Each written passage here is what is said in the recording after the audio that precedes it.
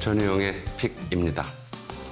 100년 전 3.1운동 이후 상해에 모인 독립운동가들은 나라 이름을 대한민국으로 정하고 임시헌장을 제정하면서 대한민국은 민주공화제로 함이라는 조항을 앞부분에 집어넣었습니다. 그 당시 일반 대중은 민주공화제라는 말을 다들 제대로 이해하고 있었을까요? 근래 한국 정치에서 두드러지게 드러나는 현상이 세대별로 정치의식이 달라진 이유 중에 민주주의에 대한 생각이 서로 맞지 않았던 점은 없는 걸지요.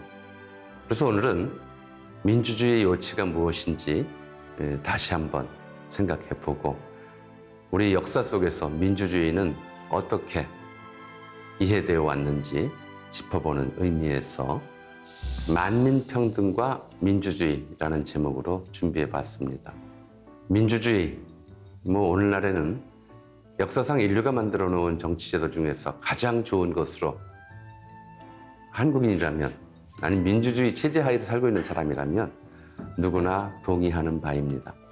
민속, 민화, 민예, 민담, 민간설화, 민간신앙, 민자가 앞에 들어가는 단어들입니다.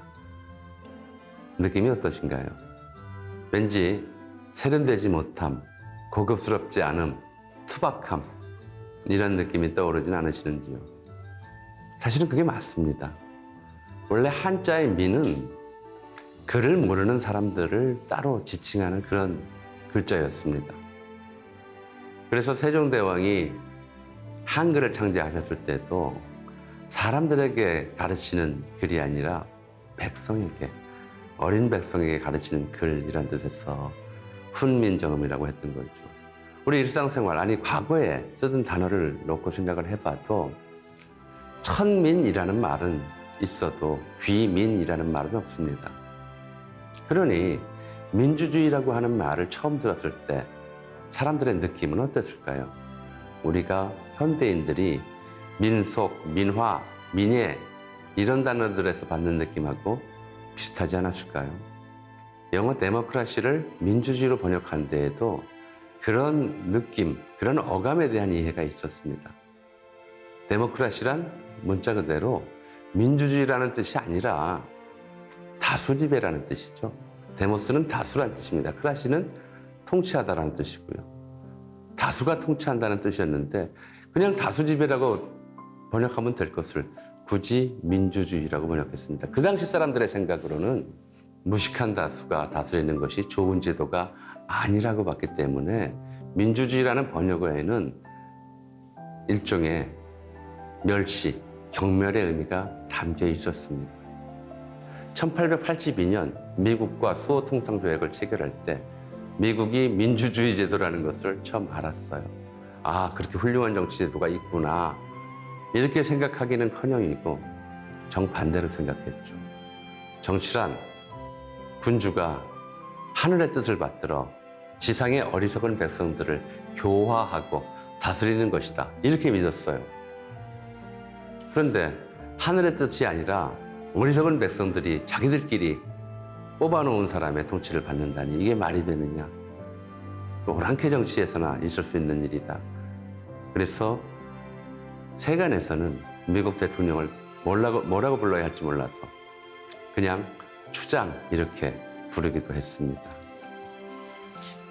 우리나라에서 민주주의에도 장점이 있다 라는 생각을 갖고 그런 생각을 적극적으로 공유하고 유포하기 시작한 것은 독립협회가 만들어진 이후입니다. 독립협회는 민권 사상을 전파하기 위해서 또 근대 정치 사상을 공유하기 위해서 독립협회 내에서 원래회를 개최했었고 그리고 나중에 정부에 적극적으로 협회 의견을 개진하기 위해서 만민공동회를 또 여는데요. 1898년은 독립협회, 그러니까 만민공동회를 연 해로 유명합니다. 이해 3월에 첫 번째 만민공동회가 열렸는데 그때 만민공동회 회장으로 뽑혀서 개막연설을 한 사람은 사전상행 현덕호였습니다. 사농공상, 사민 중에서 제일 아래에 있다고 취급받았던 것이 상인이었습니다. 일부러 독립협회는 상인을 내세워서 사민평등의식을 드러내고자 했던 것이죠. 그해 10월에 열린 만민공동회는 의정부 참정 박정량이 참석해서 이 만민공동회에서 논의된 내용들을 모아 헌의 6조를 제정한 것으로 역사책에 나와 있는 굉장히 유명한 사건인데요. 여기에서 의정부 참정, 지금으로 치면 국무총리에 해당합니다. 의정부 참정 다음으로 단상에 올라 연설을 한 사람은 박성춘이라는 백정이었습니다. 그는 이렇게 얘기했습니다. 저는 대한에서 가장 천하고 무지몰각한 사람이 올시다. 이 말로 연설을 시작했습니다. 황제 다음에 1인지하 만인지상에 의정부 참정 대신이 연설한 다음에 대한에서 가장 천하고 무지몰각한 백정이 단상에 올라서 나라를 구하는, 나라를 잘되게 할 자기 의견을 얘기했던 것입니다. 의정부 참정 대신이나 천하대천한 백정이나 나란 일에 대해서는 똑같은 권리를 가지고 있다는 생각. 이제 3월 달에 사농공상 사민평등의식을 뛰어넘어서 불과 6개월 만에 10월 달에는 천민까지 포괄하는, 천하대천한 백정까지 포괄하는 만민평등 사상을 설파하고자 했던 것입니다. 가장 귀한 자와 가장 천한 자 사이에 정치적으로 아무런 차별도 없다라고 하는 이 평등의식이 먼저 자리 잡아야 그 다음에 민주주의가 괜찮은 제도구나를 넘어서 좋은 제도구나라는 생각이 자리 잡을 수 있습니다. 몇 해 전에 여론을 한참 들끓게 했던 사건이 있었죠. 정부기관의 공무원이 민중은 개돼지라는 발언을 했다가 난리가 났습니다. 그런 생각이 있는 한 민주주의는 좋은 제도일 수가 없는 거죠. 개돼지가 정치를 하는 정치가 어떻게, 그런 체제가 어떻게 좋은 정치일 수 있겠습니까? 우리도 3.1운동 이후 비로소 민국을 선포하고 대한민국은 민주공화제로 함이라는 헌장을 제정했고 1941년에는 이 민주주의의 실질을 채우기 위해서 정치, 경제, 교육에 세 가지를 균등케 하는 삼균주의 건국강령을 제정했습니다. 굳이 교육을 넣은 이유는 배운 백성이라요. 올바른 민주정치를 할 수 있다고 믿었기 때문이죠. 일제강점기에 이 땅에서 조선총독부 교과서로 공부한 사람들은 민주주의가 좋은 제도로 배웠을까요? 교과서는, 공직교육기관은 세상에서 가장 좋은 정치제도는 만세 일개의 천황이 통치하는 일본 정치제도라고 가르쳤습니다. 여전히 1945년 8월까지도 일본식 천황제가 가장 좋은 정치제도라고 그렇게 배우고 그렇게 믿고 살았습니다. 그래서 해방이 되고 나서 미군정이 시행되면서 민주주의 국가를 재건한다, 민주주의 국가를 건설한다 이런 얘기가 나왔을 때 많은 사람들이 혼란스러워했습니다. 아니, 민주주의는 나쁜 제도인데 그 제도를 우리나라에 도입한단 말이야? 이렇게 생각한 사람도 많았던 것이죠. 사실은 해방 당시 70년 전 한국인들은 민주주의에 대해서 지금과 같이 통일된, 통합된 견해를 갖지 못했습니다. 어쩌면 그런 차이가 해방 이후에도 말로는 민주주의를 표방하면서 실제로는 민주주의를 부정하고 독재 정치를 옹호하고 독재 정치에 협조하는 그런 태도를 오랫동안 유지시켰는지도 모를 일입니다. 이미 1945년 당시에 이제 갓 사회생활을 시작한 그런 세대에게는 민주주의에 대한 경멸의식이 학교 때 내내 배운 바였기 때문에 뿌리 깊게 자리 잡고 있었을 가능성이 크기 때문이죠. 일본인과 조선인을 차별하는 것이 당연했던 사회에서 민주주의는 뿌리를 내릴 수가 없었습니다. 앞서 독립협회에서 봤듯이 민주주의가 뿌리를 내리기 위해서는 모든 사람은 법 앞에 같은 권리와 의무를 지닌다고 하는 만민평등 사상이 자리 잡아야 합니다. 그 만민평등 사상에 입각해서 모든 국민에게는 정치에 참여하고 관여할 권리가 있다는 생각과 그 생각에 입각한 실천이 병행해야 하고, 그런데도 어떻습니까? 우리 사회는 학생은 공부나 해라, 장사꾼은 돈이나 벌어라, 교수는 연구나 해라, 이런 식의 이야기들이 너무나 당연하게 유포되고 있죠. 1898년에도 백정이 나라 일에 목소리를 내는 것이 당연하다라고 생각했었는데, 우리 사회의 선각자들은 아직도 그 시대의 사고에 머물러 있는 경우가 많습니다. 민주주의가 자리 잡는 과정은 단지 정권 교체가 가능한 체제를 만드는 그런 과정은 아니었습니다. 권리를 몽땅 가진 사람과 권리 없는 사람들, 이 차별을 없애는 과정이었죠. 권리가 아무것도 없는 민의, 특권층과 싸우는 과정은 어느 나라에서나 많은 희생을 동반했습니다. 그래서 민주주의는 피를 먹고 자란다는 말이 생겼죠.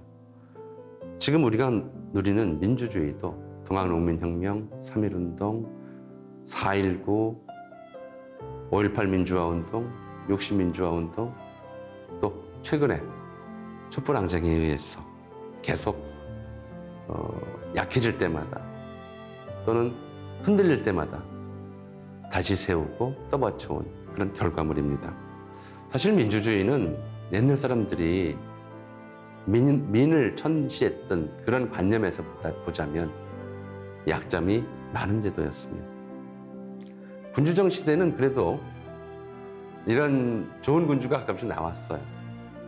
세종같이 훌륭한 군주가 나오면 태평성대가 이어지고, 그러다가 재수가 없어서 연산군 같은 폭군이 나오면 폭정이 이루어집니다. 민주주의의 전제는 사민평등의식을 넘어서 국민 각자가 좋은 임금이 되려고 노력하는 그런 습관을 들여야 한다는 것이 첫 번째 전제이고요. 두 번째로는 사실은 인류 전체 역사에서 보자면 민주주의 역사는 극히 짧습니다. 민주공화제를 최초로 실현한 나라, 1776년, 정부는 1786년에 수립됐죠. 미국이요. 우리의 경우에는 이제 겨우 100년 됐습니다. 근데 대한민국을 선포한 것이 100년일 뿐이고, 재헌헌법으로 민주공화국을 재건한 것이 1948년이었지만 실제로 1987년까지 한국인들은 민주주의를 경험해보지 못했습니다. 현재와 같은 민주헌법을 가질 수 있게 되었죠. 불과 30년입니다. 우리가 방심하면, 경계를 놓치면 언제든지 흔들려서 퇴보할 수 있습니다. 민주주의를 지키기 위해서는 뭘 가장 우선시해야 되느냐. 독립협회가 왜 산원공상의 맨 마지막 상인과 천민 중의 천민 백정을 단상에 세웠는지, 첫 번째로는 그 의도를 이해해야 합니다. 특권의식이 있는 곳에, 차별의식이 있는 곳에 민주주의는 없습니다. 다른 어느 것보다도 갑질 문화를 청산하는 것입니다. 이 갑질 문화가 가장 반민주적인 문화입니다. 남을 을이라고 해서, 돈이 없다고 해서, 계약상에서 을이 존재라고 해서 차별하고 그의 권리를 부정하고 그를 동등한 권리를 가진 사람으로 취급하지 않는 태도, 이런 태도가 뿌리를 내린다면 민주주의는 언제든 무너질 수 있습니다. 지금 우리가 누리는 민주주의가 얼마나 많은 사람들의 희생을 통해서 이루어져 왔는지, 한번 무너지면 또 얼마나 많은 희생이 필요할지, 이런 일들을 생각하기 위해서라도, 기억하기 위해서라도 과거 민주화 운동의 역사를 살펴보고 기억하는 일은 꼭 필요할 거라고 생각합니다. 네, 전우용의 픽 여기에서 마치겠습니다. 앞으로도 KTV 유튜브를 통해 여러분을 만나 뵙겠습니다. 구독과 좋아요로 많은 관심 부탁드리고요. 주변 분들에게도 널리 홍보해 주시기 바랍니다. 감사합니다.